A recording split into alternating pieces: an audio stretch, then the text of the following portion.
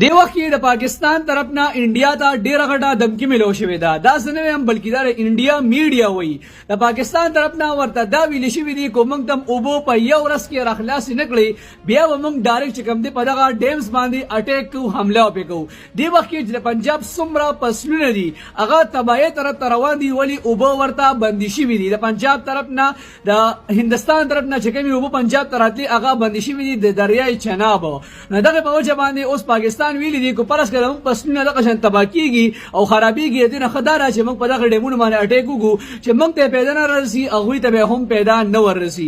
دې وخت کې غټ سوال دا دی چې انډیا پاکستان باندې اوبه بندي کی نو دا به دوی سیو کوي کم ځای کې ځان سره به سټوریج کوي کم ځای کې دې لپاره ډیمز پکار دي او په هغې باندې انډیا دې وخت کې کار هم شروع کړی دی په ډیمونو غټولو باندې. مطلب دا چې په راتلونکي وخت کې انډیا یو غټ پلان لري چې پاکستان باندې مستقل طور سره خپلې اوبه بندي کی او ځان سره د سیوکول لپاره ډیمونه غټول شروع کړي دي.